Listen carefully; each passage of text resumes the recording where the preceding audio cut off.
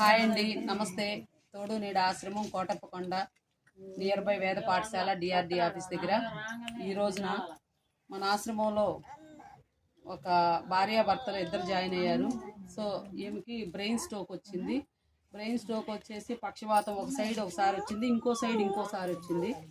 So కాకపోతే వాళ్ళకి కనీసం భార్యాభర్తలకి కనీసం తినటానికి కూడా జరగలేని పరిస్థితిలో ఇద్దరు ఆశ్రమంలో జాయిన్ అయ్యారు. సో ఫ్రెండ్స్, కాబట్టి ఏదన్నా అవకాశం ఉంటే మనం ఎన్నో ఖర్చు పెడుతున్నాము. కనీసం మెడిసిన్కి కూడా తను బాగా ఇబ్బంది పడుతుంది. నెలకు 10,000 రూపాయలు మెడిసిన్ ఖర్చు అవుతుంది. కాబట్టి ఇలాంటి వాళ్ళకి మనం సహాయం చేయాలి.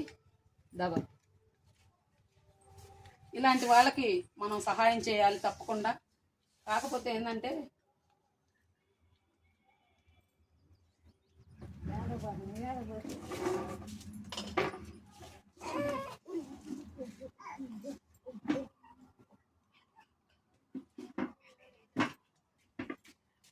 వీళ్ళిద్దరిని మన ఆశ్రమంలో ఫ్రీగా రూపాయి లేకుండా నేను సైన్ చేసుకుందాం అనుకుంటున్నాను.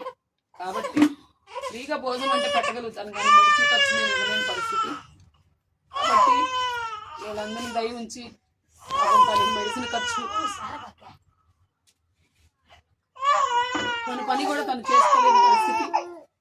కాబట్టి ఉన్న అవకాశం ఉంటే బ్రెయిన్కి సంబంధించిన మెడిసిన్స్ ఎవరన్నా ఇప్పించవలసిందిగా కోరుచున్నాము.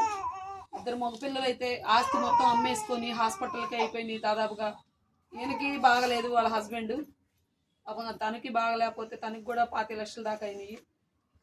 తనకు బాగలేనప్పుడే ఏం చేసిందంట చాకరీ పాపం. ఇప్పుడు బాగలేకపోయేసరికి తను చేస్తున్నాడు, బట్టలు కానీ ఉతకటం కానీ తనకు అన్నం నోట్లో పెట్టడం కానీ తనే చేస్తున్నాడు. ఇలాంటి వాళ్ళకి మనం చేయటం మంచిది. కాబట్టి కంపల్సరిగా ఎంతో ఖర్చు పెడుతున్నాం మనం.